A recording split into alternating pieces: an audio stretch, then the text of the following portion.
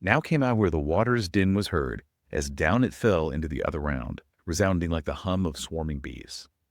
Okay, so we're back in the seventh circle of hell, picking up where we left off, and things are definitely heating up, literally. You got that right. That sound imagery, that's Dante at his best. Shifting us from that unsettling silence of the Wood of Suicides to this deafening roar of a waterfall, almost like a sonic warning. And remember, we're still in the third ring with those blasphemers, but moving into a whole new zone, a burning desert, actually, where the other sodomites, as Dante puts it, are being punished.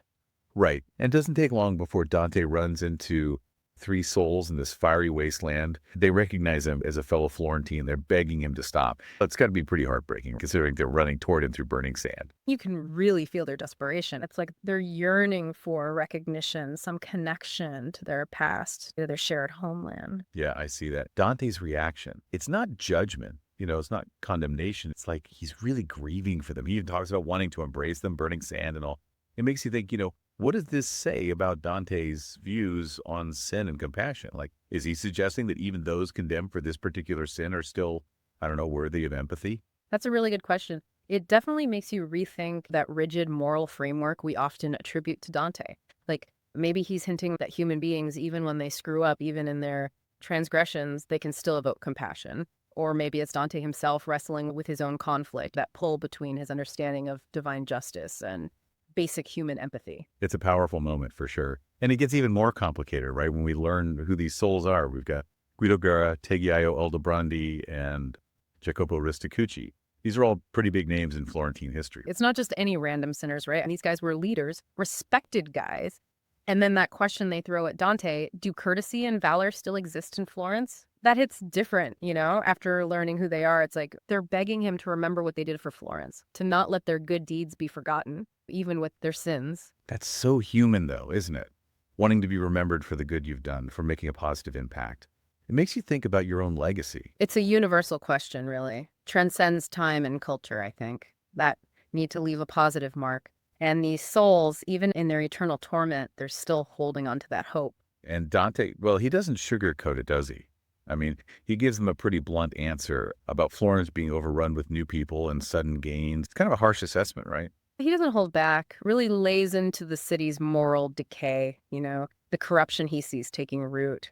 It's a good reminder that the Inferno isn't just about individual sin, it's about the state of society, too.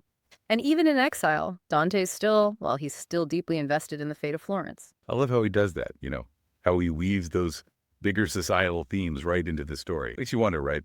If he's also drawn some parallels between the corruption of Florence and the sins being punished in each circle of hell. That's a really good point. It definitely feels like the Inferno is just as much a reflection of earthly society as it is a depiction of the afterlife. Absolutely. And then there's their reaction to Dante's words. They know he's right about Florence, and it's confirmation of their worst fears, and then, boom, they're gone. Vanish, just like that.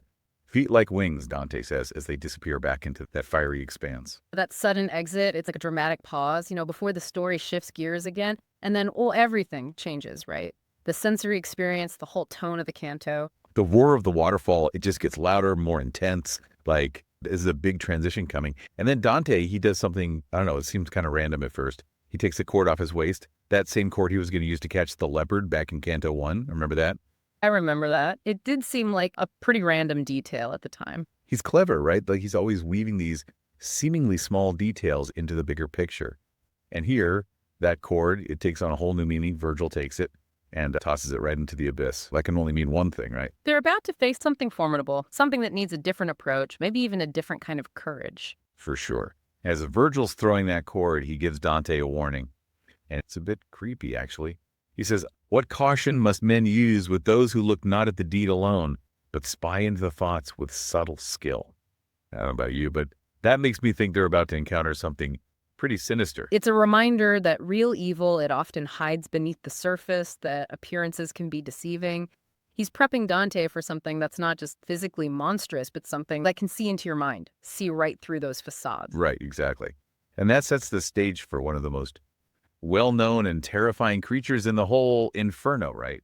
Geryon. You got it. But to learn more about that encounter, we'll have to wait for the next part of our deep dive. So we've talked a lot about the sinners and their punishments, but What about Dante himself? How's he reacting to all this? Well, it's safe to say Dante's pretty disturbed by what he's seeing. He's not just observing these sinners from a distance, you know? He's interacting with them, listening to their stories, and witnessing their suffering firsthand. And I think it's starting to get to him, you know, to shake his faith in humanity a little. And I remember how moved he was by the pleas of those Florentine sodomites. It seems like his journey through the Inferno is forcing him to really confront the complexities of sin and justice, to grapple with the fact that even the worst sinners are still, well, they're still human beings, capable of suffering and remorse. I think Dante's journey is as much an internal one as it is an external one. You know, he's not just descending into the depths of hell. He's also descending into the depths of his own soul, confronting his own biases and preconceptions. And that's what makes the Inferno so powerful and enduring. It's not just a story about sin and punishment. It's a story about the human condition, about our capacity for both great good and great evil. Well,